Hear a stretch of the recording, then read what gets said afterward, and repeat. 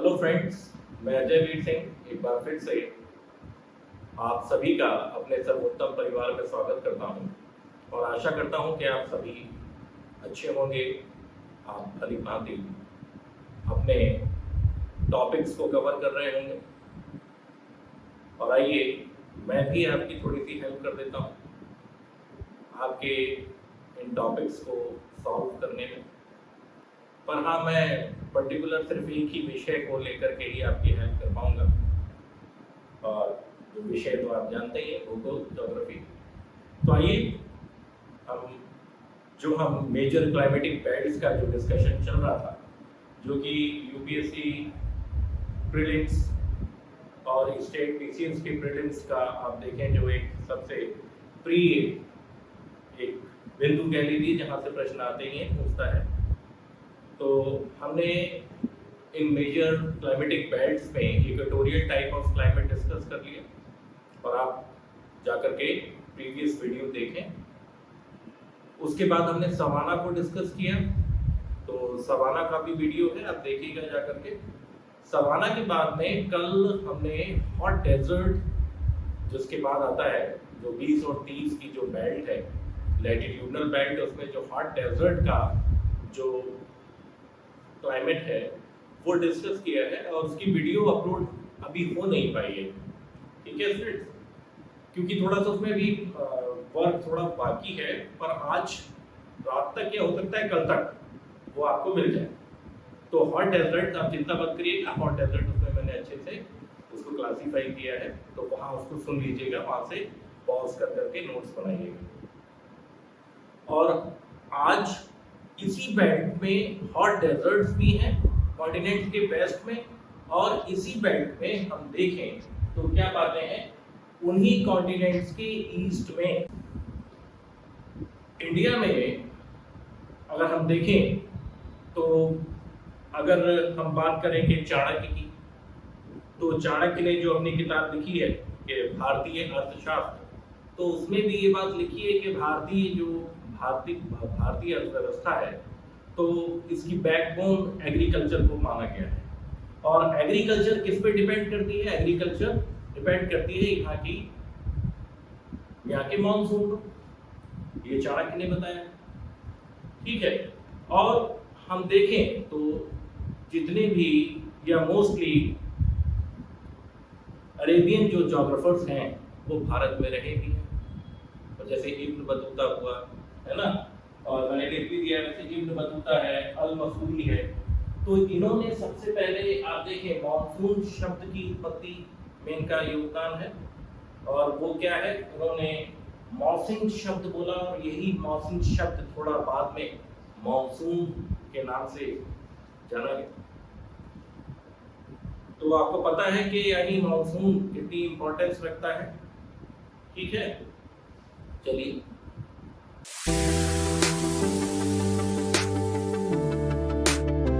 Monsoon की importance जब चाणक्य ने बता दी, तो मॉनसून की इंपॉर्टेंस क्या है ये आपको अंदाजा लग जाएगा। तो बहुत ध्यानपूर्वक, बहुत ध्यान से मॉनसून टाइप ऑफ क्लाइमेट को हम आज डिस्कस करेंगे। ठीक है, और हो सकता है आपको इसी प्रीलिम्स में यहां से क्वेश्चन मिले। क्लियर? तो इसको बहुत ध्यान से देखिए। आइए डिस्कस करते हैं देर ना करते हुए।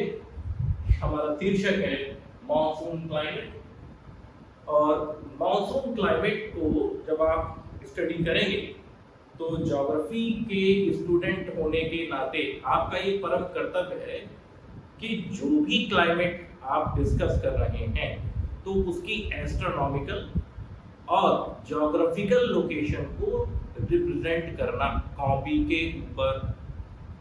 तो कॉपी के ऊपर रिप्रेजेंट एकदम से नहीं होगी, प्रैक्टिस करनी पड़ेगी। तो प्रैक्टिस करिए।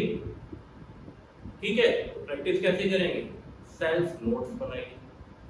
ठीक, देखिए तो सबसे पहले क्या डालेंगे? लोकेशन। लोकेशन कितने प्रकार की होती है? एक एस्ट्रोनॉमिकल, एक ज्योग्राफिकल। एस्ट्रोनॉमिकल लोकेशन में मैं बता चुका हूं लैटिट्यूडनल लैटिट्यूडनल और लॉन्गिट्यूडनल उसका जितना भी एक्सपेंशन होता है वो बताना पड़ता है। और ज्योग्राफिकल लोकेशन में आपको एक मैप का क्या करना है, एक स्केच ड्रॉ करना पड़ेगा, ठीक है। तो ये प्रैक्टिस में होना चाहिए आपको, ठीक। आइए तो देखते हैं। तो सबसे पहले इसका लोकेशन पे ही थोड़ी सी बात कर लेते हैं। तो लोकेशन देखिए, तो लोकेशन इसकी क्या है, 20 डिग्री नॉर्थ लैटिट्यूड से 30 डिग्री नॉर्थ लैटिट्यूड के जो बीच का क्षेत्र है, ये जो बीच वाली जो पट्टी है उत्तरी गोलार्ध में, और ठीक दक्षिणी गोलार्ध में 20 डिग्री साउथ से 30 डिग्री साउथ की जो ये पट्टी है दक्षिणी गोलार्ध की, इन दोनों ही गोलार्धों में मॉनसून क्लाइमेट पाई जाती है। ध्यान रखिएगा, दोनों गोलार्धों में, ठीक। तो दोनों गोलार्धों में हमने देख लिया। अब तो हमने क्या देख लिया, ये जब डिग्रियां देख ली तो ये हमने इसका एस्ट्रोनॉमिकल लोकेशन देख लिया। आइए जरा इसकी ज्योग्राफिकल लोकेशन पे बात कर लें। तो ज्योग्राफिकल लोकेशन देख लेते हैं। तो ज्योग्राफिकल लोकेशन में देखिए 20 से 30 डिग्री नॉर्थ लैटिट्यूड के बीच में अगर हम देखें तो मॉनसून के ये जो जितने भी कॉन्टिनेंट हैं उन कॉन्टिनेंट्स के जो पूर्वी छोर हैं इन डिग्रियों पर, उन पूर्वी छोरों पर आपको क्या दिखेगा, आपको मॉनसून टाइप क्लाइमेट दिखेगा। क्लियर? आगे बढ़ते हैं। तो इसमें पहला रीजन उत्तरी अमेरिका का क्या देखने को मिलेगा आपको पहला ही रीजन उत्तरी अमेरिका में क्या देखने को मिल रहा है।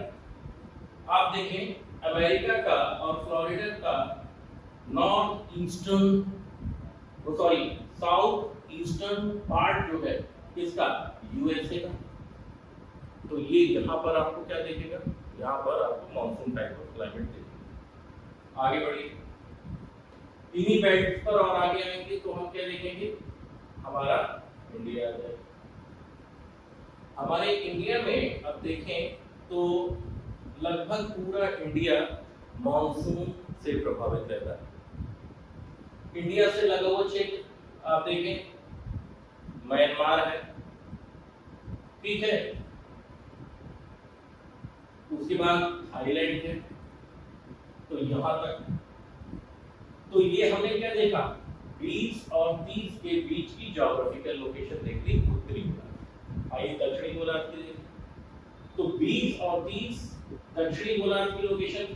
तो सबसे पहले हमारा कहां किससे पाला पड़ेगा, हमारा पाला पड़ेगा दक्षिणी अमेरिका। तो दक्षिणी अमेरिका में उरुग्वे और अर्जेंटीना का कुछ हिस्सा, ये 20 से 30 लैटिट्यूड के बीच का हिस्सा। यहाँ पर आपको क्या देखने को मिलेगा, सदर्न हेमिस्फीयर में मॉनसून क्लाइमेट देखने को मिलेगा, ठीक। अंदर आइए, इसकी तरफ बढ़िए। फिर आता है हमारा ऑस्ट्रेलिया। तो ऑस्ट्रेलिया में आप देखें ईस्ट ऑस्ट्रेलिया, तो ईस्ट ऑस्ट्रेलिया का कुछ भाग, थोड़ा सा भाग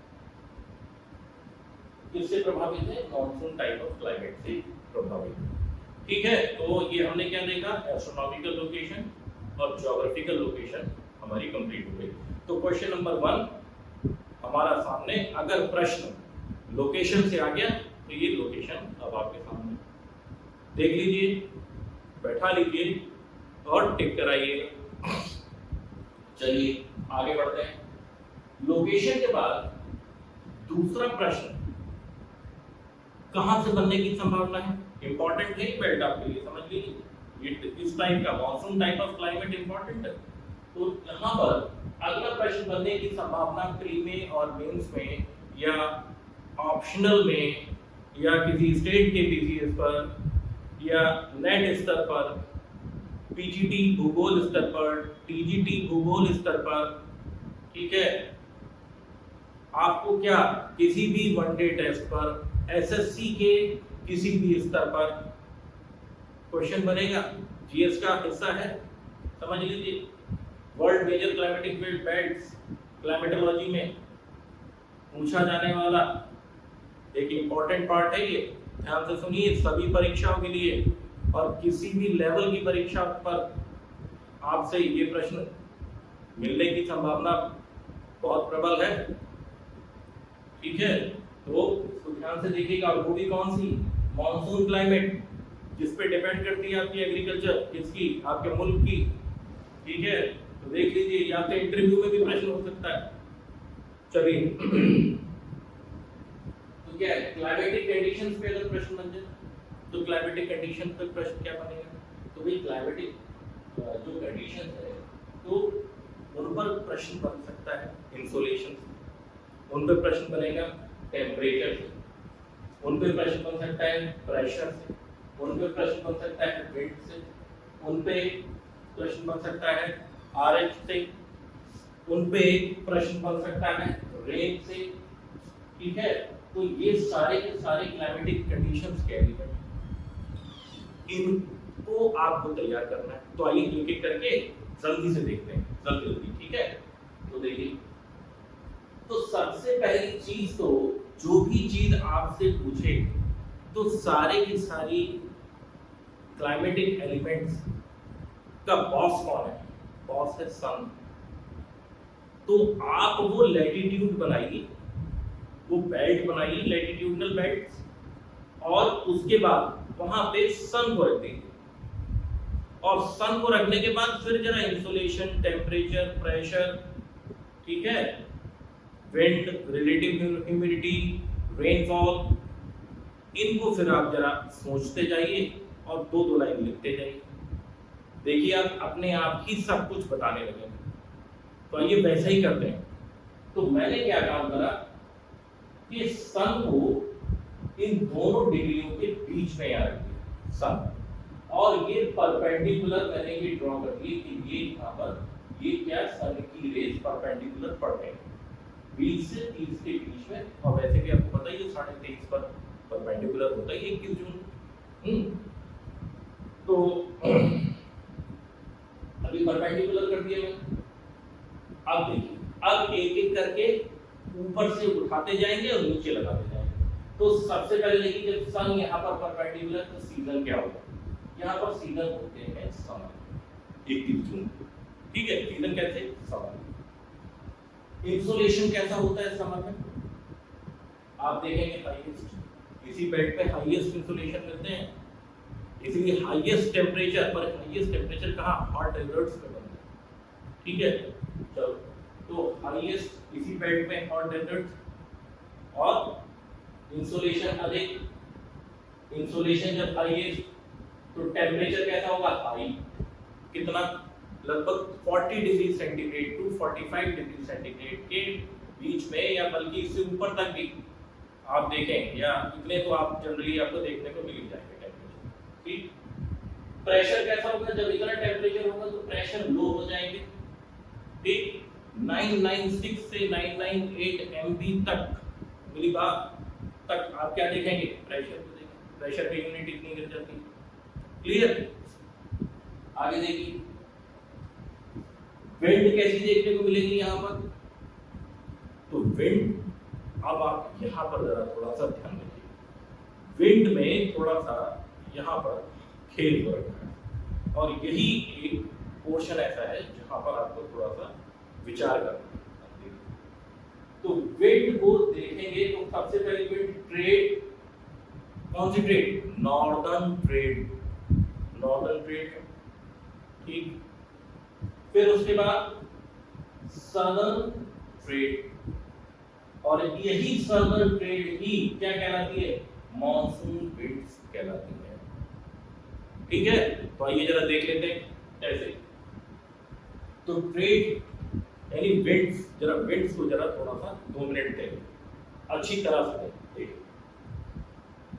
सन यहां पर परपेंडिकुलर है, यानी 21 जून तब तमा रहा है, एकदम किससे टच रहा है? धरातल। सन की इंटेंसिटी, किसकी? हीट की बहुत तबीयत से बढ़ी हुई है। इंसुलेशन तबीयत से प्राप्त हो रहा है, क्लियर। इंसुलेशन जब तबीयत से प्राप्त हो रहा है तो क्या होगा, टेम्परेचर 45 तक पहुंच रहे हैं, और जब टेम्परेचर 45 तक पहुंच रहे हैं इस बेल्ट में तो क्या हो रहा है, यहां से कन्वेक्शनल करंट बहुत तेजी से ऊपर उठ रहा है, और जब ये कन्वेक्शनल करंट बहुत तेजी से ऊपर उठ रहे हैं तो धरातल पर क्या बना हुआ है, निम्न वायुदाब, लो प्रेशर बन रहा है, क्लियर। और देखिए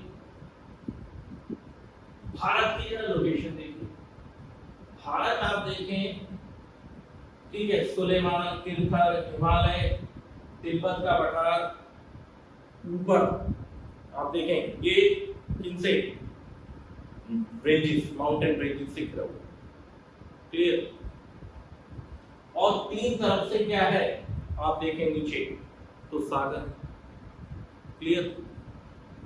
ये उठे हुए ये पठारी ये उठे हुए भाग, ये माउंटेन रेंजेस जो है आप देखें, ये माउंटेन जो रेंजेस हैं तीन जो मैंने जिनसे ये इसकी छत बनी हुई है, ये क्या है, यहां से ये यहां पर लो प्रेशर, सर्वाधिक लो प्रेशर फॉर्म होता है, और सर्वाधिक लो प्रेशर फॉर्म होने से क्या होता है, ITCZ, inter tropical convergence zone, कहां डेवलप हो जाता है, 23.5 के पीछे, यानी इनके ऊपर 23.5 के पीछे। ये देखिए मैंने 23.5 भी ड्रॉ करी, ये देखिए ये ड्रॉ करी, तो 23.5 के पीछे ITCZ बन गया, यानी न्यूनतम प्रेशर कहां है, 23.5 के पीछे बन गया, तो क्या होगा,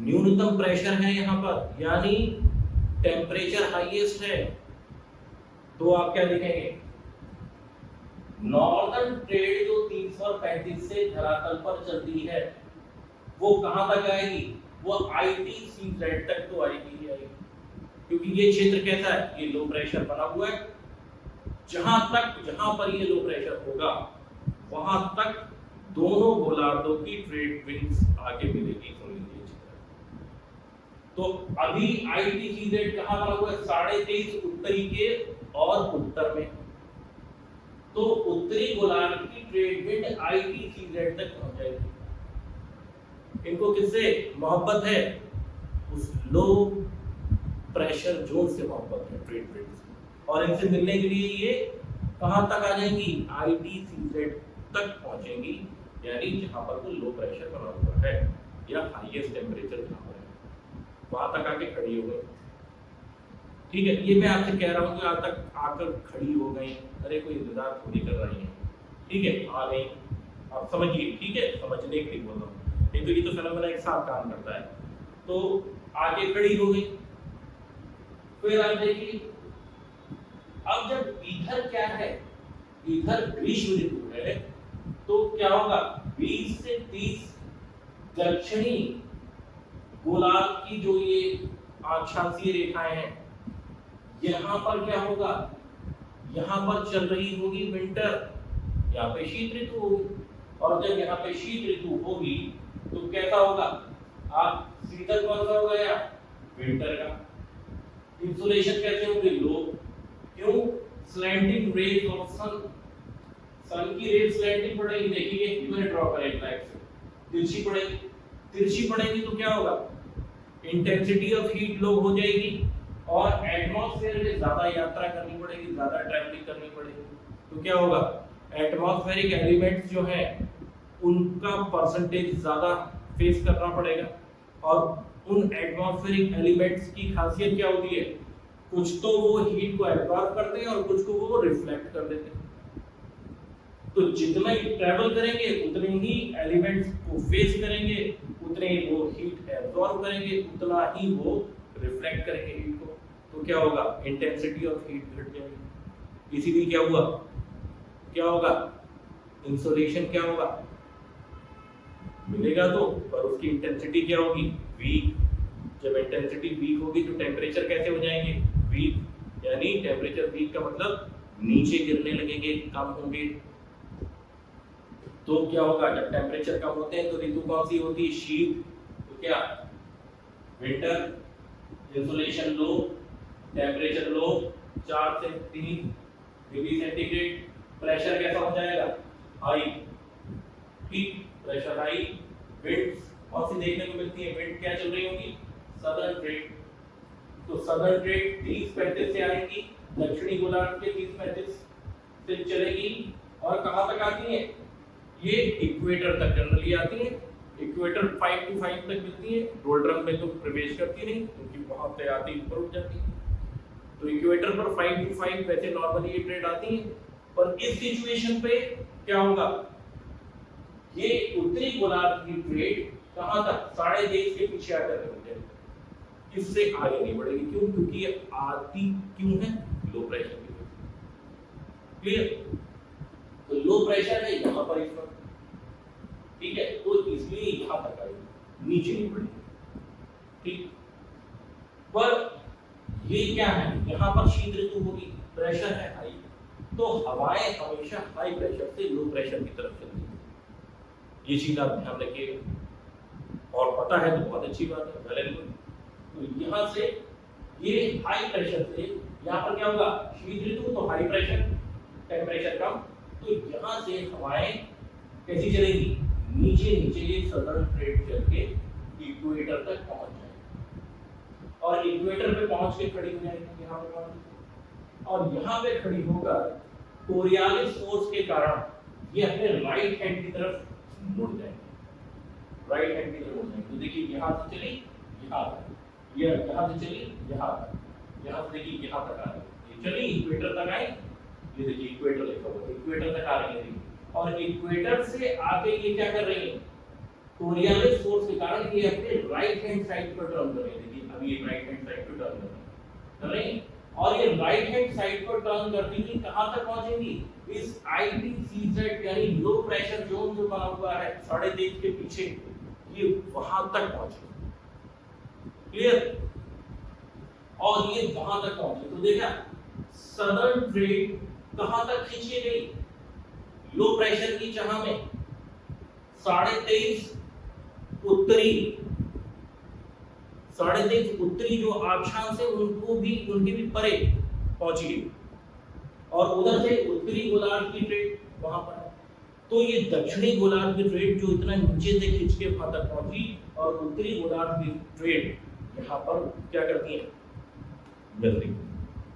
ठीक है, और यहाँ पर जब मिलती है तो क्या होता है, आप बताइए, ये सिचुएशन क्या बनती है, जब विपरीत हवाएं बिल्कुल फेस टू फेस टकराती हैं तो सिचुएशन बन जाती है साइक्लोन्स की। दोस्तों याद रखिएगा, साइक्लोन्स की सिचुएशन। चलो, तो अब जब साइक्लोन्स की सिचुएशन बन गई तो यही साइक्लोन क्या कहलाते हैं, इन्हीं साइक्लोन्स को कहते हैं हम ट्रॉपिकल साइक्लोन। तो लीजिए ट्रॉपिकल साइक्लोन, तो ये बेल्ट ट्रॉपिकल साइक्लोन की भी बेल्ट, ठीक है, ट्रॉपिकल साइक्लोन की भी यही बेल्ट है। और आप देखेंगे मॉनसून टाइप ऑफ क्लाइमेट में इन साइक्लोन्स का भी रोल है, अभी मैं वो भी बात करूंगा थोड़ा सा। ठीक है, सीडो टाइप ऑफ क्लाइमेट क्या है, मॉनसून का ही तो एक हिस्सा है, जहां पर छदम मॉनसून कहलाता है। तो क्या है, वो साइक्लोन की वजह से रेनफॉल होती है वहां पे, देखो कहां पे होती है भी बात करेंगे। तो आपने देखा कि विंड जो हम डिस्कस कर रहे थे, नॉर्थ ट्रेड और साउथ ट्रेड विंड का जो हमने मिलन देखा कहा ITCZ पर, यानी लो प्रेशर जोन जहां पर बना हुआ है वहां पर हुआ, और वहां पर साइक्लोन्स डेवलप होते हैं। ठीक है, ये चीज आप समझ जाइए, ये साइक्लोन्स की भी है। तो जब ये क्रॉस करके इक्वेटर को, कौन सी सदर्न ट्रेड जब इक्वेटर को क्रॉस करके नॉर्दर्न हेमिस्फीयर में प्रवेश करती हैं, ये देखिए यही, तो ये क्या कर रही है, ये ओशियंस के ऊपर से यहां से गई और इक्वेटर से फिर जब कहां टर्न हुई, इस तरफ, इस ITCZ की तरफ टर्न हुई, तो आप देखें जो ये वाटर बॉडीज के ऊपर निकलती हैं, देखिए वाटर बॉडीज के ऊपर निकलती हैं, देख रही, तो जब ये वाटर बॉडीज के ऊपर से पास करती हैं तो ये क्या करती हैं, ये क्या, ये ठंडी है ना, ठंडी है तो ठंडी होती है, तो क्या होता है, पहले तो ठंडी है, तो ठंडी ठंडी भी हवाएं कैसी होती हैं, ये भी लगभग ड्राई होती है। पर ये कहाँ से जा रही है, ये जा रही हैं, आप देखें तो ये ओशियन से ही जा रही है, क्योंकि भाई उत्तरी सॉरी दक्षिणी गोलार्ध में इतने ज्यादा कॉन्टिनेंट्स हैं ही नहीं, ठीक है। तो ये ओशियंस के ऊपर चल रही हैं, तो ओशियंस ना ज्यादा ठंडे होते हैं और ना ज्यादा गर्म होते हैं, तो बेसिकली तो फिलहाल ये ठंडी नहीं, पर उतनी ठंडी नहीं। तो अब क्या करें, पर जा रही तो ठंडी तो है, इनकी तुलना में तो ठंडी होंगी ये भी है। तो ये जब जाती हैं तो ये अपने साथ क्या करती हैं, आगे बढ़ती हैं, और आगे बढ़ते हुए इनके टेम्परेचर भी थोड़े बढ़ते हैं, और टेम्परेचर बढ़ते हैं और ये अपने साथ क्या करती हैं, ओशियंस के ऊपर से नमी को चुराती हुई चलती हैं, और नमी को चुराती हुई चलती हैं, और कहाँ, इन कॉन्टिनेंट्स के ऊपर पहुंचकर जहां ये लो प्रेशर बना है वहां पर क्या होता है, वहां पर कंडीशन किसकी बनती है, वहां पर स्टार्ट हो जाता है, आप देखें सिचुएशन, ये नमी, ऑरोग्राफिक रेनफॉल जिसको बोलते हैं, ठीक है। विंडवर्ड साइड्स पर ये क्लाउड्स का फॉर्मेशन हो जाता है, ठीक है, और प्रेसिपिटेशन स्टार्ट हो जाती है, वर्षा स्टार्ट हो जाती है। याद रखिएगा ऑरोग्राफिक रेनफॉल क्या होती है, धीरे धीरे किसी पहाड़ी के सहारे ऊपर चढ़ना, और तब तक चढ़ना जब तक तापमान क्या ना हो जाए, उतने कम ना हो जाए जब तक कि रिलेटिव ह्यूमिडिटी 100% ना हो जाए। तो ऑरोग्राफिक रेनफॉल, और किधर, levered side, windward side, levered side नहीं, विंडवर्ड, जिधर हवा आके टकराती है और उसके सारे ऊपर उठना, तो ये क्या, विंडवर्ड साइड और ऑरोग्राफिक रेनफॉल आपको देखने को मिलती है, और उसकी वजह से बारिश बढ़ जाती है, और क्या होता है, क्लाउड्स का फॉर्मेशन हो जाता है और प्रेसिपिटेशन होती है। नमी की कोई कमी नहीं है, क्योंकि भारत तीन ओर से किससे, महासागरों से, सागरों से घिरा हुआ है। क्लियर। तो ये आपने क्या देखा, इन्हीं विंड्स को ही तो कहते हैं मानसून विंड्स। जब ये इक्वेटर से किधर गई, अपने राइट हैंड साइड पे मोड़ी और नमी को लिया, तो यही पवनें तो कहलाती हैं कौन सी, सदर्न ट्रेड विंड ही है, जो मानसून विंड्स में कन्वर्ट हो जाती हैं, ठीक है। क्यों, क्योंकि कोरियालिस फोर्स के कारण ये अपने राइट हैंड साइड को टर्न करती है, और कहां तक पहुंचती है, ITCZ तक, जो कि कहां पर होता है, 23.5 के पीछे, यानी इन रेंजेस पर जो मैंने अभी नाम लिया था, सुलेमान, किर्थर, तिब्बत का पठार, तो ये देखिएगा, क्लियर हुई बात। आइए, तो ये चीज आपने देखी, तो हमने वेट देख लिया, तो ये चीज जरा आप ध्यान रखिए। अच्छा, जब सन यहाँ पर परपेंडिकुलर होगा, तो इस सिचुएशन में क्या होगा, RH उतने नहीं होते हैं कि ये अपनी दम पर क्या कर पाए, बारिश कर पाए। बारिश तभी होती है जब ITCZ डेवलप हो जाता है पूरी तरह से 23.5 के पीछे, तब साउथ सदर्न ट्रेड विंड जो है वो खींच के इक्वेटर तक आती है, और इक्वेटर से किसकी तरफ रिफ्लेक्ट होकर के मुड़ करके कहाँ पहुंचती है, भारत के ऊपर यहाँ तक पहुंचती है, जहाँ पर वो ITCZ बना हुआ है, लो प्रेशर जोन बना हुआ है, और क्या अपने साथ में नमी लेते जाती हैं, और ऑरोग्राफिक थ्योरी के थ्रू और विंडवर्ड पोजीशन पर हम देखते हैं ये अधिक बारिश भारत को प्रदान करता है। यही है आपका मानसून, इंडियन मानसून। और पर ऐसा नहीं है, जब हम इंडियन मानसून को डिस्कस करेंगे ना, तो उसको और अच्छे से करेंगे।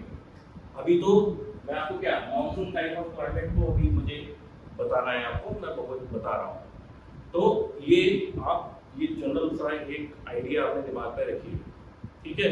पर ये आपके लिए मोर देन सफिशिएंट है अभी फिलहाल इस टॉपिक के हिसाब से, जितना मैंने आपको मानसून को डिस्क्राइब किया। इससे ज़्यादा आप लिख नहीं पाएंगे, नहीं तो पूरी चीज़ आप आ नहीं पाएगी मानसून क्लाइमेट में, और आपका टाइम अप हो जाएगा, एक ही क्वेश्चन पकड़े बैठे रहोगे। तो अभी क्या है, हम क्या देख रहे हैं, तो मानसून टाइप ऑफ क्लाइमेट पर बात कर रहे हैं, तो उसके लिए भी इतना ही, ठीक है। बाकी जब मानसून को पढ़ेंगे ना, इंडियन मानसून को, तब इसको और अच्छे से देखेंगे। ओके, चलो आगे बढ़ते हैं। चलो अब आ जाते हैं फटाफट से किस पर, क्लाइमेटिक कंडीशन हमने देख ली। क्लाइमेटिक कंडीशन देखने के बाद फिर अगला क्वेश्चन हो सकता है रेन से, आपके रेन से। तो रेन से क्या, सदर्न ट्रेड की वजह से हमें क्या देखने को मिलती है, रेन देखने को मिलती है। देखिए आप सदर्न ट्रेड ये जो खींच करके इक्वेटर से सर्कुलेट करी यानी रिफ्लेक्ट हुई, आप देखिए वही कहलाती है मानसून विंड्स, ठीक है। तो सदर्न ट्रेड की वजह से हमको रेन देखने को मिलती है कहाँ, मानसून टाइप ऑफ क्लाइमेट में, बे ऑफ बंगाल पर जो साइक्लोन बनते हैं। क्यों, क्योंकि साइक्लोन की ट्रॉपिकल साइक्लोन की बेल्ट भी है ये, ठीक है, मैंने आपको बताया था। तो ट्रॉपिकल साइक्लोन बनते हैं, तो ट्रॉपिकल साइक्लोन बेल्ट यहाँ से बनते हैं और ये ईस्ट टू वेस्ट मूव करते हैं। तो जब ईस्ट में बने, बे ऑफ बंगाल बने और फिर क्या हुआ, वेस्ट की तरफ यानी माउथ ऑफ गंगा में के पास उधर उस क्षेत्र पर वेस्ट बंगाल के पास ये क्या करते हैं, साइक्लोनिक इंपैक्ट डालते हैं, बारिश करते हैं, ठीक। Florida east, USA south east, USA का साउथ ईस्ट पूरा पोर्शन पकड़ लीजिए। यहाँ पर भी आप देखेंगे हरिकेन नाम के साइक्लोन, टॉर्नेडो नाम के cyclone east to west move करते हैं और इस क्षेत्र पर क्या करते हैं, साइक्लोनिक रेन करते हैं, थोड़ी रेन करते हैं, ठीक। इसीलिए ये सीडो मानसून, छदम मानसून की श्रेणी में इसको रखा जाता है, इस क्षेत्र को। फिर से सुन लीजिए, यहाँ पर, ठीक है, अटलांटिक ओशन में क्या बनते हैं, यहाँ पर साइक्लोन बनते हैं, ये साइक्लोन कहलाते हैं ट्रॉपिकल साइक्लोन। और ट्रॉपिकल साइक्लोन में भी आप क्या, हरिकेन्स और टॉर्नेडो, ये इनकी भीषणता के आधार पर इनका नामकरण किया गया है, हरिकेन और टॉर्नेडो। हरिकेन और टॉर्नेडो ये बनते हैं और यहाँ से बने नमी भी, क्यों, इनका फ्यूल क्या है, नमी, और कैसे चलते हैं, ईस्ट टू वेस्ट यानी इस डायरेक्शन से आगे की तरफ बढ़ना शुरू करते हैं, ईस्ट टू वेस्ट। और आप देखेंगे कहाँ, आप देखेंगे कि इस बेल्ट में यूएसए का साउथ ईस्टर्न बेल्ट और फ्लोरिडा ईस्ट सबसे ज्यादा प्रभावित है, इसीलिए इसको सीडो टाइप ऑफ क्लाइमेट बोलते हैं। और सीडो टाइप ऑफ क्लाइमेट कुछ नहीं है, छदम मानसून, मानसून जब साइक्लोन से हो, साइक्लोन खत्म मानसून खत्म यानी बारिश खत्म। पर यहाँ पर इंडिया में ऐसा नहीं है, ठीक है, चलो। और इसीलिए इंडियन मानसून को ओरिजिनल मानसून कहा जाता है। इंडियन मानसून को ओरिजिनल मानसून कहते हैं, इंडियन मानसून को ओरिजिनल मानसून कहते हैं, बहुत अच्छी तरह से समझ लीजिए, ठीक है, क्योंकि यहाँ साइक्लोनिक नहीं है, बाकायदा सदर्न ट्रेड खींच करके जा रहे हैं। और जैसे जैसे सन नीचे की तरफ बढ़ता जाता है वैसे वैसे क्या होता है, यहाँ के क्या होते हैं, टेम्परेचर, इंसोलेशन कम प्राप्त होता है, टेम्परेचर घटते चले जाते हैं, प्रेशर बढ़ता चला जाता है और उत्तरी गोलार्ध की और सूखी और ठंडी पवनें यहाँ और बढ़ाती हैं, क्योंकि जिस तरफ सूर्य यात्रा करता है सारे के सारे प्रेशर बेल्ट उस तरफ चल देते हैं, ठीक है। तो इधर क्या हुआ, टेम्परेचर कम होते चले जाते हैं और प्रेशर बढ़ता चला जाता है। तो धीरे धीरे जब इधर प्रेशर बढ़ता चला जाएगा तो वो सन नीचे की तरफ बढ़ रहा है, इधर इंसोलेशन बढ़ते चले जाएंगे, टेम्परेचर बढ़ता चला जाएगा, प्रेशर घटता चला जाएगा। तो अब हवाएं उत्तरी गोलार्ध की trade, southern trade southern hemisphere में खिंच के आएंगी, कहां तक, 23½ ट्रॉपिक ऑफ कैप्रिकॉर्न के दक्षिण में ITCZ फॉर्म होता है। और याद रखना हमेशा जिस गोलार्ध पर सन परपेंडिकुलर होता है ITCZ उसके पीछे लेके बनता है, ठीक है। और अपोजिट डायरेक्शन से ट्रेड विंड उस हेमिस्फीयर में खिंच के पहुंचती हैं और वही कहलाती हैं मॉनसून विंड्स, ठीक है। तो ये जब सन धीरे धीरे यहाँ आएगा तो जो फेनोमेना यहाँ से अभी ऊपर चल रहा था वही फेनोमेना ऊपर से नीचे को चलते हैं। ये चीज ध्यान रखना, आप लोग पॉज करके बार बार सुनना। जो जैसे जैसे सन यहाँ से नीचे शिफ्ट होगा ट्रॉपिक ऑफ कैप्रिकॉर्न पर आएगा, तो जो सिचुएशन कहाँ ट्रॉपिक ऑफ कैंसर पे बनी थी, जिसकी वजह से सदर्न हेमिस्फीयर के ट्रेड खींच करके इक्वेटर को क्रॉस करके कहाँ पहुंचे थे 23.5 के पीछे, और क्या हुआ था, क्या कहलाए, मानसून विंड कहलाए। ठीक उसी प्रकार से जैसे जैसे सन नीचे की तरफ आएगा फेनोमेना उल्टा हो जाएगा, लो प्रेशर नीचे फॉर्म हो जाएगा, हाई प्रेशर ऊपर फॉर्म हो जाएंगे। पर उत्तरी गोलार्ध की ट्रेड इक्वेटर को क्रॉस करके सदर्न हेमिस्फीयर में प्रवेश करेगी, और वो क्या कहलाएगी, सदर्न हेमिस्फीयर के लिए मानसून विंड कहलाएगी। क्लियर, इसको सुन लेना ठीक से। चलो, तो ये चीज समझ में आ गई। तो हमने क्या देखा, रेन देख ली। तो ये जो सिचुएशन पूरी देखी ये वाली, ये यहाँ से ये पूरी ये सिचुएशन नॉर्दर्न हेमिस्फीयर की। सदर्न हेमिस्फीयर की रेन क्या है, ये भी ट्रॉपिकल साइक्लोन बेल्ट है, ठीक है। ये eastern part of the continent को प्रभावित करती है, ठीक है। तो ये कुछ यहाँ होगी, ठीक, रेनफॉल होगी। अब जब रेनफॉल हमने देख लिया तो वेजिटेशन भी हम अब डिफाइन कर सकते हैं। तो मॉनसून टाइप ऑफ क्लाइमेट का वेजिटेशन क्या है, जो वेजिटेशन आप इंडिया में लगभग मोस्टली देख रहे हैं वही वेजिटेशन वर्ल्ड में आप हर जगह देखेंगे, देखने को मिलेगा, ठीक। जैसे आप देखिए आम है, महुआ है, नीम है, जामुन है, शीशम है, पाकड़ है, पीपल है, इसके वृक्ष आपको देखने को मिलते हैं। और जो ये नेचुरल वेजिटेशन है वो यही है यार। और ये नेचुरल वेजिटेशन जो होती है इसकी क्या खासियत है, ये पर्टिकुलर सीजन में, किसी एक पर्टिकुलर सीजन में, खास तौर से नॉर्थ इंडिया में अगर देखें तो फरवरी टू मार्च ये अपने पत्ते एक साथ गिराते हैं।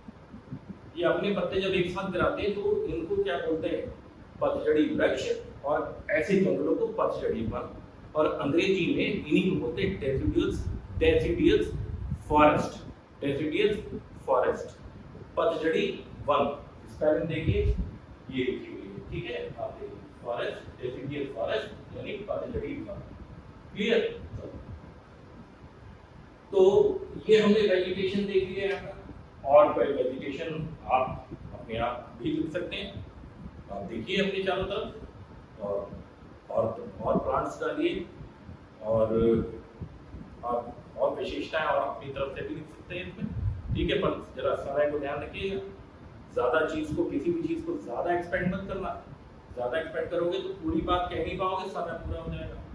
फिर एक क्वेश्चन होगा 4 पन्ने का और बाकी क्वेश्चन कहाँ तक पहुंचेंगे, एक पन्ने में, वो इंप्रेशन गलत क्रिएट हो जाता है फिर एग्जामिनर के सामने। चलो, तो हमने रेनफॉल देख ली। अब देखिए जब रेनफॉल देख ली तो सॉइल भी बता देंगे, है ना, सॉइल बता देंगे ना। तो अब चाहे तो रेनफॉल देख करके वेजिटेशन का अंदाजा लगा लीजिए, या रेनफॉल देख करके आप सॉइल का अंदाजा लगा लीजिए, आप बहुत हद तक सही अनुमान लगा पाएंगे, ठीक है। तो सॉइल देख लीजिए जरा क्या है, तो सॉइल की बात कर लेते हैं जरा सी।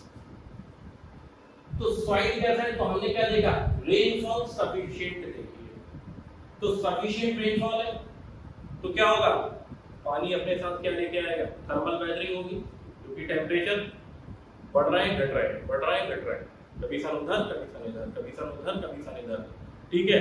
और जिधर सन है परपेंडिकुलर, दिन में तापमान बहुत अधिक, रात में ठंडे, दिन में तापमान अधिक, रात में ठंडे, इससे क्या होता है, थर्मल वेदरिंग जन्म देती है। और जब थर्मल वेदरिंग होती है तो क्या होता है, वहां पर इरोजन के जो तत्व हैं, इरोजनल एलिमेंट्स हैं, भाई बहता हुआ जल है, पवन है, ये क्या करेगी, अपने साथ उस थर्मल इरोजन के बाद जो इरोडेड मटेरियल है, ठीक है, उसको अपने साथ बहाकर उड़ाकर लेके आएगी, बहाकर लेके आएगी ना बेसिकली, है ना, फ्लो कर होके आएगा, फ्लो होकर के, तो फ्लो होकर के आएगा, तो इसीलिए क्या है, fluvial soil, fluvial soil.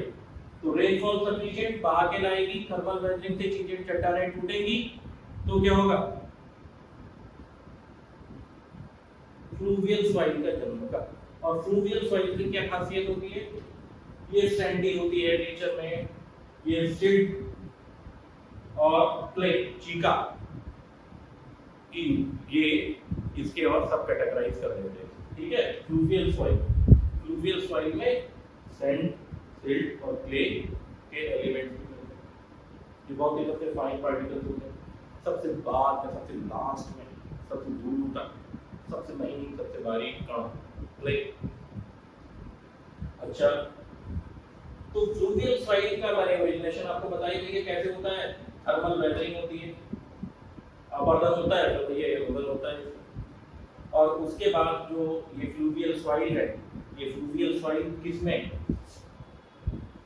Mineral rich हो जाती है, मिनरल्स में रिच होती है कि भैया रॉक से बनी हुई है ना, तो क्या होगा, मिनरल से रिच होती है, तो मिनरल रिच सॉइल होती है। और गुड सॉइल भी है ये कहें कि गुड सॉइल रीजन है मॉनसून क्लाइमेट जहां पर है, ओरिजिनल मॉनसून क्लाइमेट, ठीक है, वहां पर आप देखेंगे ये गुड रीजन फॉर सॉइल भी है, मिनरली रिच है, और स्कार्सिटी ऑफ वाटर या लैकिंग ऑफ वाटर की भी इतनी प्रॉब्लम नहीं होती है। क्या कहते हैं, जो आप देखें जो जलीय चक्र है वो सतत रूप से चलता रहता है, ठीक है। मॉनसून सीजन पे चाहे भले ही कम बारिशों पर होगी अवश्य, तो क्या होता है, धरातल के अंदर अंडरग्राउंड वाटर लगभग पर्याप्त बने रहते हैं, ठीक है। तो गुड सॉइल रीजन कहलाता है। और गुड सॉइल रीजन भाई इसकी तो यही विशेषता तो भारत के उत्तरी मैदान की सभी ने पकड़ी है। अरब जोग्राफर्स तो मैंने बताया भारत के इस मानसून की कितनी वाहवाही करके गए, आपने देखा ही। तो अब जब गुड सॉइल रीजन है, मिनरली रिच है, तो क्या होगा, पानी की भी कमी नहीं, मतलब कभी इतनी नहीं होती है पानी की कमी, ठीक है। तो नेचुरल वेजिटेशन आप यहाँ पर बहुत अच्छी देखेंगे। और नेचुरल वेजिटेशन कौन सी देखी, ये पीपल मोगरी, ये देखिए नेचुरल वेजिटेशन बढ़िया है, तो इसका मतलब क्या होगा, यहाँ पर ह्यूमस का परसेंटेज भी बहुत अच्छा होगा, तो मिट्टी में क्या होगा, ह्यूमस का परसेंटेज भी बढ़िया मिलेगा। तो क्या होगा, जब ह्यूमस भी उस मिट्टी में बढ़िया है, तो वो मिट्टी फिर क्या बन जाती है, एलुवियल सॉइल। तो फ्लूवियल सॉइल से एलुवियल सॉइल की जो यात्रा थी, वो भी मैंने आपको बताया। तो इस बैंड से जितने भी क्वेश्चंस बन सकते थे मॉनसून क्लाइमेट के, जितने क्वेश्चन बन सकते थे मेंस के साथ साथ प्री फॉर, चाहे वो किसी भी स्तर का प्री हो और चाहे वो कोई वनडे टेस्ट हो, तो मैंने पूरी बात आपके सामने रख दी है। और Indian monsoon original monsoon climate है, ध्यान रखिएगा। ये जहां पर साइक्लोन से बारिश हो, साइक्लोन खत्म, बारिश खत्म, वो जीरो टाइप ऑफ मानसून कहलाते हैं, ध्यान रखिएगा। और हमने आज पूरा मानसून क्लाइमेट के तहत हमने सबसे पहले लोकेशन देखी, फिर उसकी क्लाइमेटिक कंडीशंस देखी, फिर हमने क्या देखा, क्लाइमेटिक कंडीशंस के बाद फिर हमने रेन देखा, रेन के बाद हमने सॉइल देखा, सॉइल के बाद हमने उसका वेजिटेशन देखा। और अब जब सॉइल और वेजिटेशन पूरा देख लिया, तो बायोम क्या होता है तो सब जानते हैं। नेचुरल वेजिटेशन और एनिमल स्पीशीज के आधार पर वहाँ का बायोम क्या होता है, डिसाइड होता है। तो बायोम तो अब आप डिसाइड कर ही देंगे और बता ही देंगे, क्योंकि सब कुछ आपके सामने है, सॉइल की कंडीशन सामने है, वेजिटेशन आपके सामने है।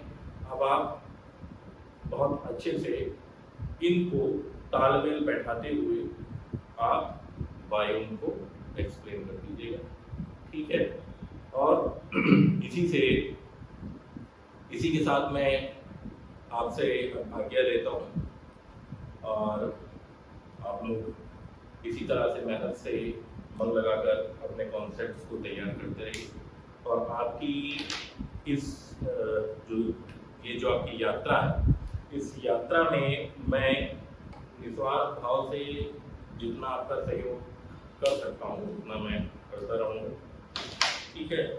और ये वीडियोस बनाने का कोई मेरा, इसके पीछे बस यही एक मेरा उद्देश्य है कि कम से कम उन विद्यार्थियों तक ये सब प्रोसेसेस फेनोमेना पहुंच जाएं जो आ नहीं पा रही हैं, ठीक है, शहरों की तरफ अभी आ नहीं पा रहे हैं, आर्थिक समस्याओं के साथ परिवारों में जूझ रही है, इच्छा बहुत है पर घरेलू समस्याएं हैं, तो उसकी वजह से वो अपने घर से नहीं निकल पा रहे हैं, खास तौर से लड़कियां हैं, तो उन तक ये सब वीडियोस पहुंच जाएं, क्योंकि लगभग मुझे अब ऐसा लग रहा है कि भारत में लगभग हर किसी हाथ में एटलीस्ट, या ये कहें कि हर परिवार में लगभग एक सेल फोन तो है ही, और उसके माध्यम से मेरी आवाज़ लगभग हर घर तक पहुंच जाए। और इस आवाज़ को पहुंचाने में आप भी अपना सहयोग दें, वीडियो को लाइक करें, शेयर करें, बेल आइकन को प्रेस करके रखें, जिससे कि जो भी वीडियो हमारा परिवार बनाए वो आप तक पहुँचे। इसी के साथ मैं अपने शब्दों को विराम देता हूँ। कल मिलते हैं एक नए वीडियो के साथ, तब तक के लिए नमस्कार और वीडियो देखने के लिए धन्यवाद। Bye bye.